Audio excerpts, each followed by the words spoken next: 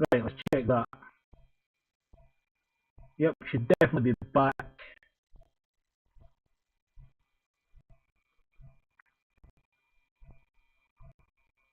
Bluetooth headphones, that's right.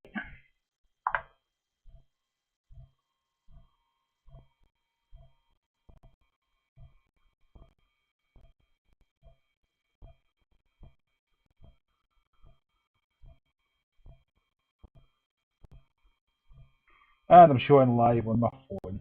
So I've got part 2.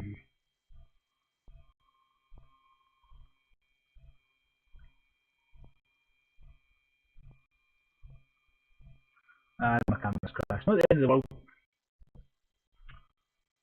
At least it came back.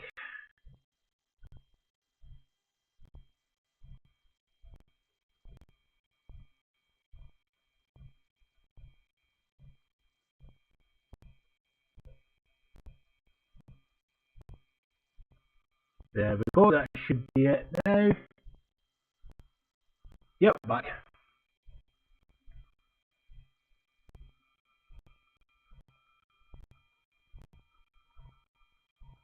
Yeah, sorry about that, people. Laptop decided it didn't want to play anymore and crashed out.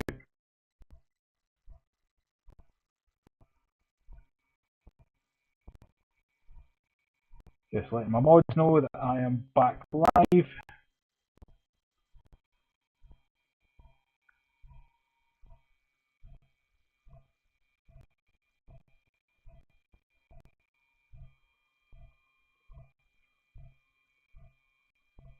Right, there we go, done. Now, I don't know if Vila will rejoin because, I mean, this isn't really her thing. She's just here to be a really good friend, and she always has been. She's literally just here to support me, and she's more than welcome to dip out because I can understand this not being her thing. I mean, this is what keeps me amused. Anyway, back to work here. We need to get quite a bit of cleanup done here. Take this plastic off here.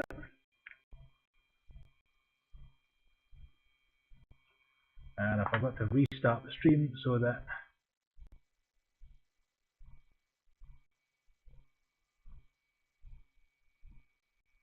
you can watch the chat, just in case anybody wants to join.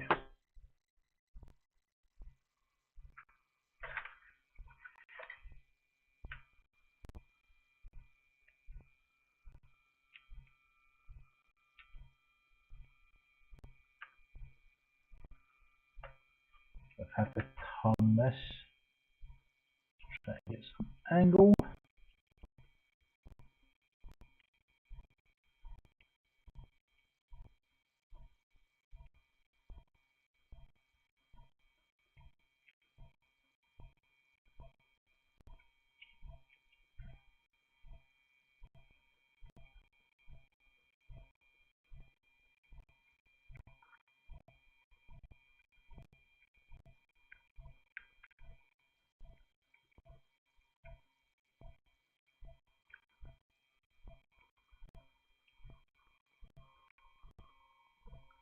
There they are, and we're back.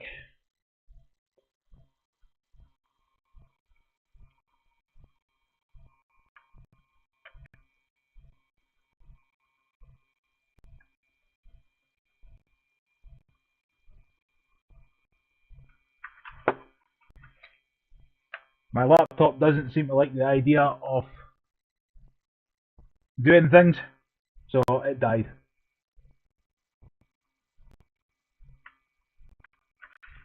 I really should have put a different tip on this, I am, but too late now.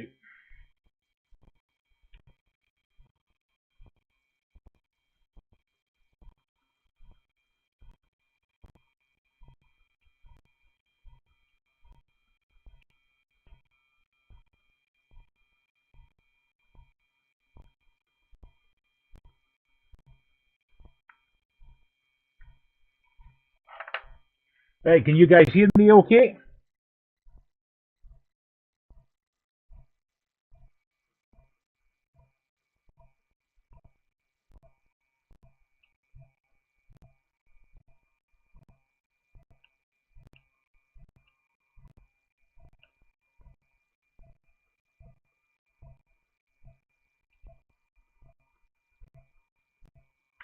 Yeah, this tip's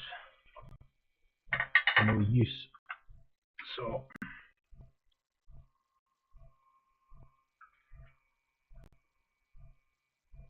but you see, Feral, I keep spare tips nearby.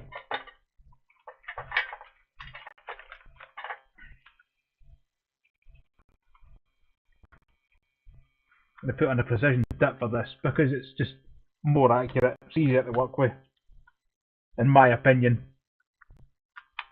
I know there's a massive argument because people say that you should use the larger tip because anything you touch the ground plane from just saps the heat away.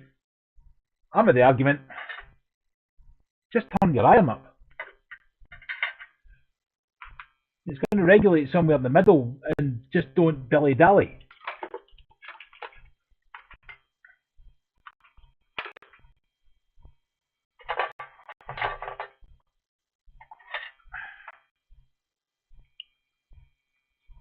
Obviously, hot swapping a soldering iron tip, not the ideal scenario, but work needs to continue. So I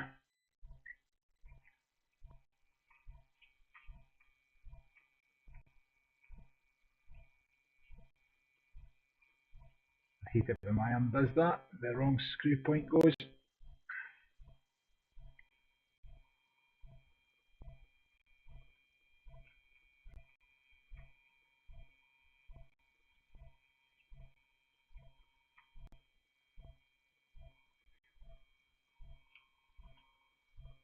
What I really should have done is gone and got my pencil soldering iron.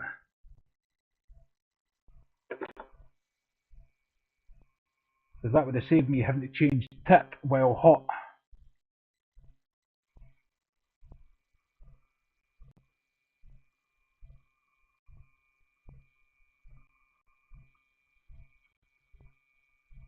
Yeah, I think I'm going to set up a wireless repeater in the house just to get a better connection up here.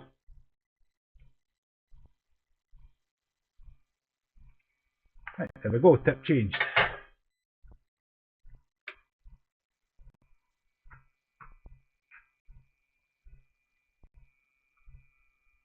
Now, while that's warming back up, I'll just make sure I've got the solder flux. Which I do. Because obviously I can't leave that old flux on the board. Old solder on the board. It's going to end up causing more damage. It'll reheat the solder, so there's no benefit to leaving it there. Yeah, that's a lot better. Now I do have what looks like a little bit of damage on one of the capacitor leg points, but not the end of the world. I'm not going to switch the microscope on so you guys can see because apparently it's causing problems.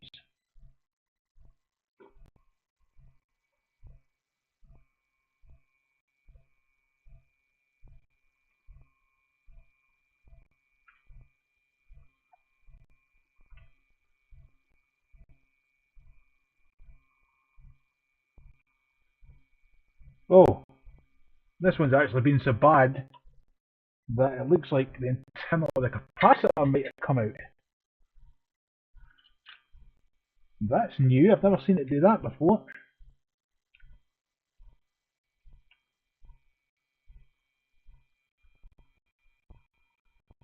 So the comment have dust in these, but stranger things have happened.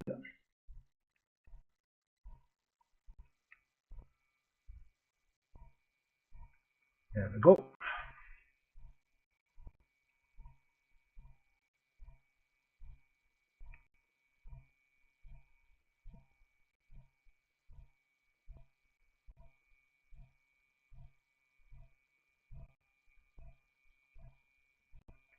And when I was sorting the stream back out, I put my solder down and now I can't see where I put it. So we're now playing a game of spot the solder. This is the disadvantage to me using these goggles because I can only see in specific areas. And normally my children end up laughing at me because I'm looking for something that's right in front of me.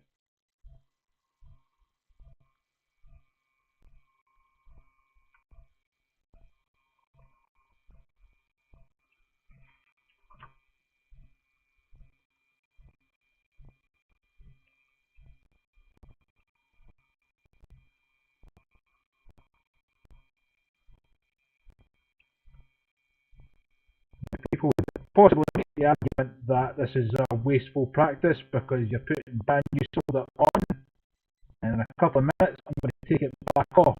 But because of the age of this solder and the corrosion on it, I really need to add fresh solder just to get it off, because it makes it more pliable again. And then when I go in with the desolder braid afterwards,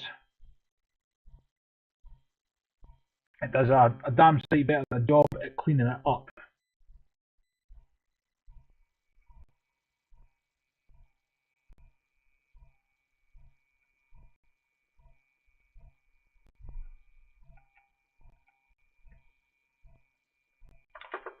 I think that's all the pads prepped.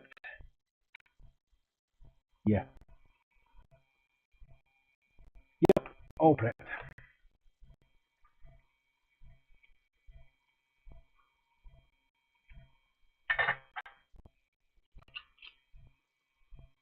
Obviously I need a clean section of the solder wick, and I'm using the smallest wick that I have because these are really quite small pads. One thing that I can do is just add a little bit of flux. It helps the heat transfer,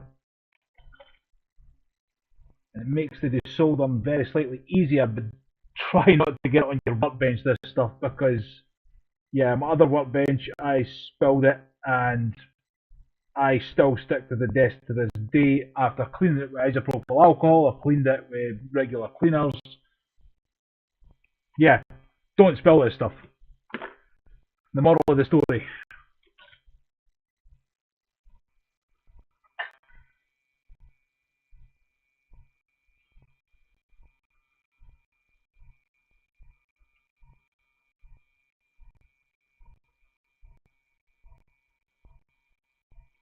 There we go.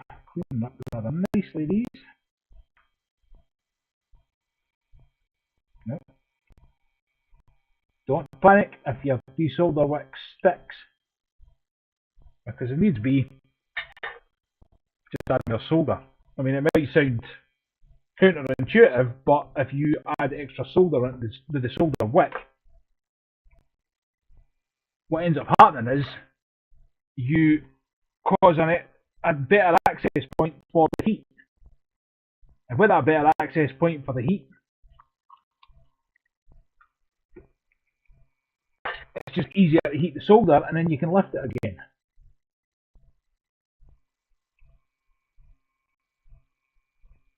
That's definitely better. I mean, that looked really quite crusty before I cleaned it.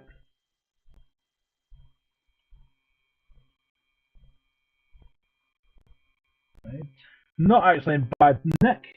I'm going to have to give this one its dues.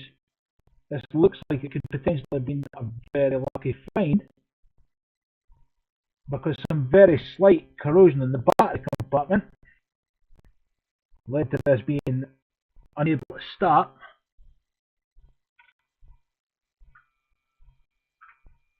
And when it was unable to start, the seller has obviously thought this is junk.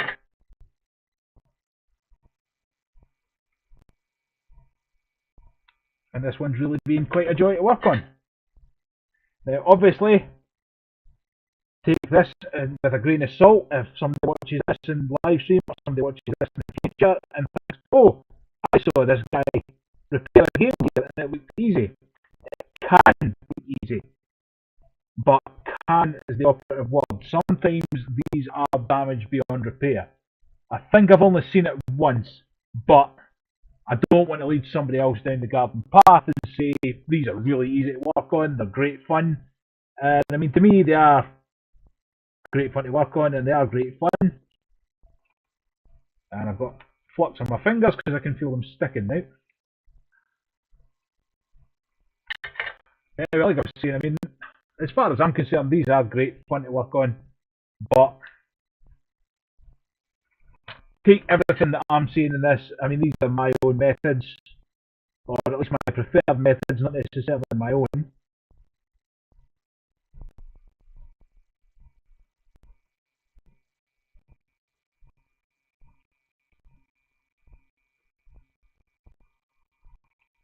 This one Yeah, it's a joy to work on. It really is.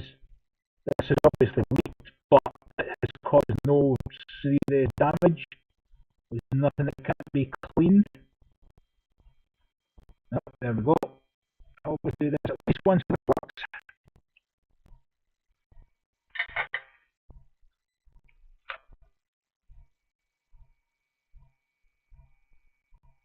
Yeah. Petrol's obviously been there before. You accidentally spill flux and you're cleaning it for years.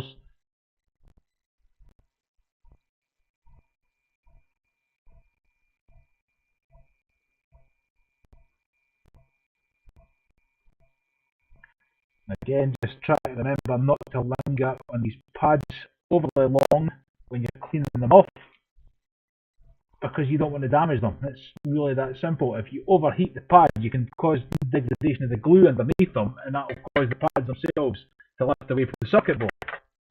And if they lift away from the circuit board, then it becomes an extra job having to run jumper wires. You still need that connection.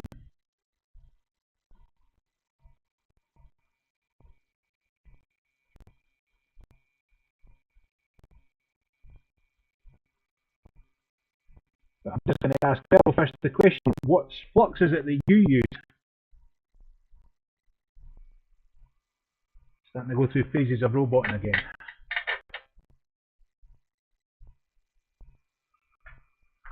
Looks like the stream's actually slightly slow.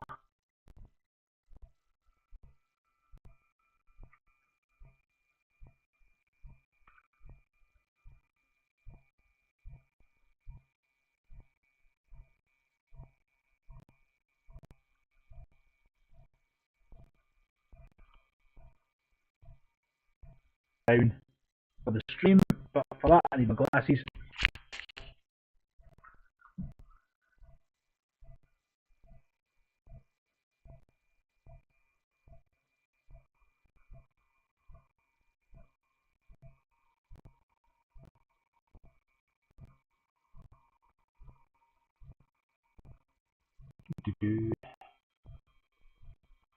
Right, I'm going to do is I'm just going to back to the setup.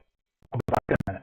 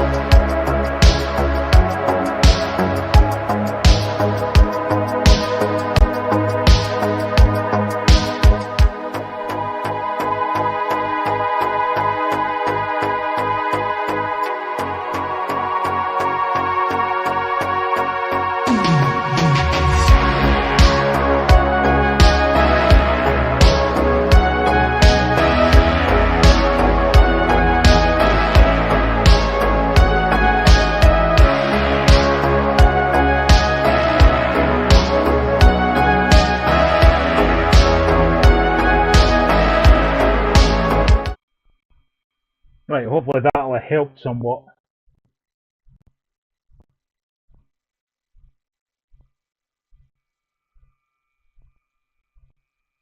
Yeah. Pearlfish is 100% right there. Every time I have to do clean up the knees, I have to do it with isopropyl alcohol because it's the only thing that I've found that accurately eats the resin off the boards.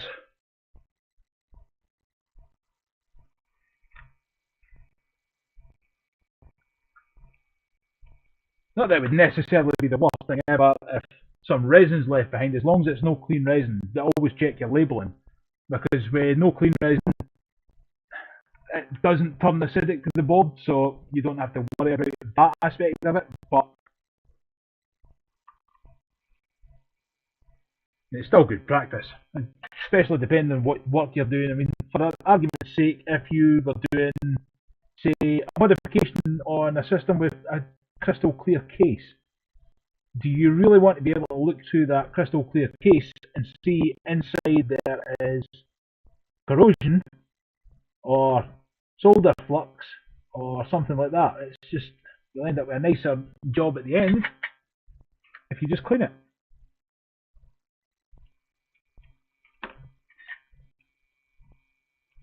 I think I've spoken to Pearlfish before about, I do mod my systems, and for that reason,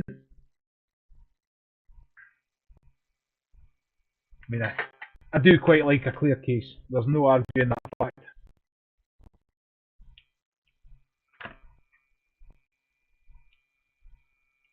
And especially when you're fitting something with a clear case, when you get the option. One of the disadvantages to having children, letting them have a choice, I want the clear case, but I want the one that looks like a Nintendo. Okay.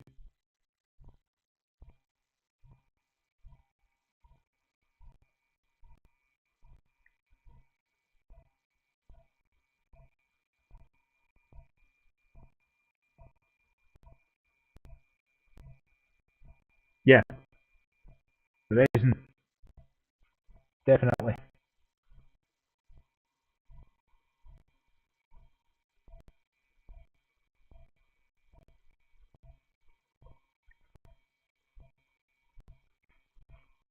Just one more pad to clean, I think. I'll just double check them quick once I'm done here.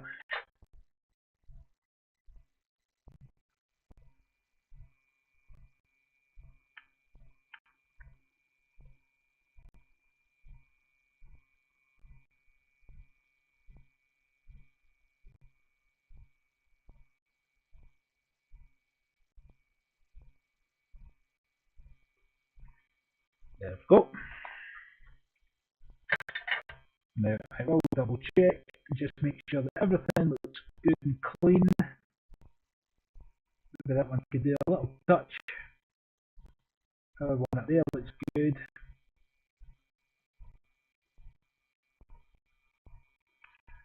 I think I might have tried to clean those ones with dirty braid, so I'll just give them another.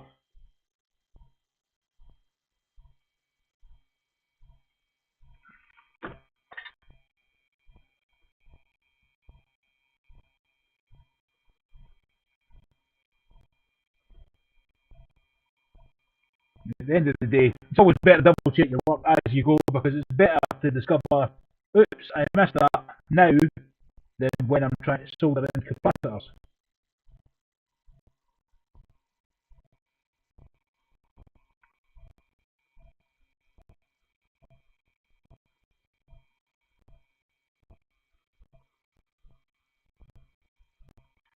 And there we go. All nice and clean and shiny.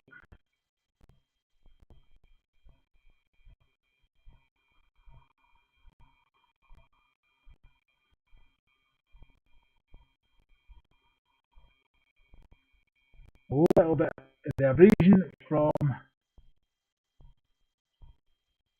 the work itself can really help bring up just any crud that's round about the pads.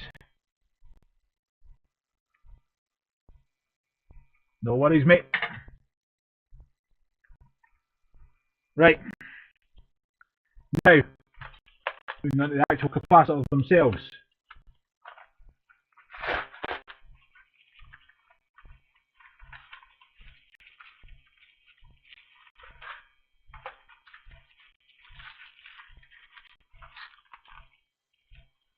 GameGear capacitor kit. Now, one reasons why I recommend the Retro 6 pack, I think I already mentioned it, but I'll quite happily mention it again. The Retro 6 pack it doesn't use standard electrolytic capacitors, it uses non-polarized ceramic capacitors, and they are so much better to put into these boards. Because for one thing, you can't make a mistake you can put the wrong value capacitor in. But when it comes down to actually putting the capacitors in, you can't put them in backwards, you can't put them getting backfed or blowing up. For this, I will need their guide. So, let's see, does it give the web address? No, it does.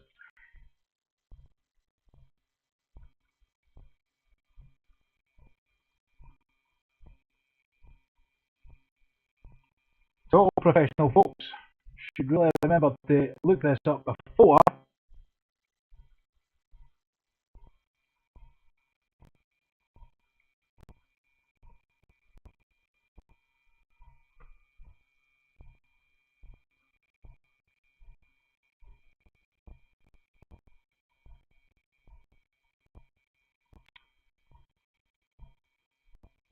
why has that taken me to eBay store?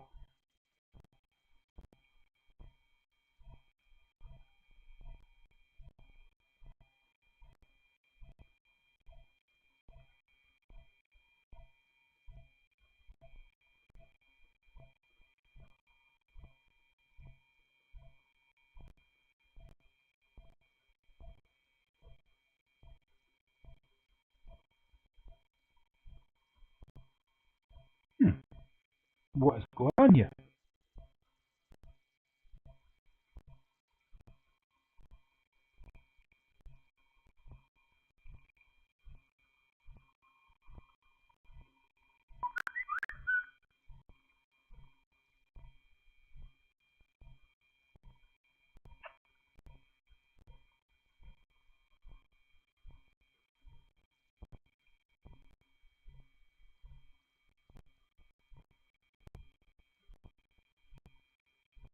Because I'm going to comments.co.uk.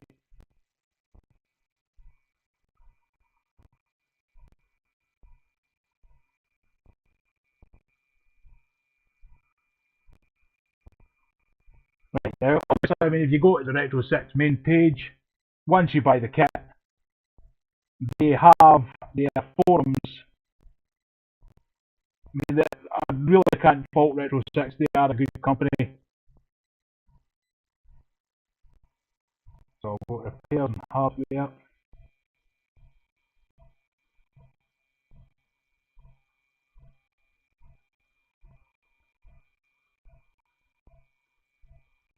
Support.retro6.co.uk. That's the email address.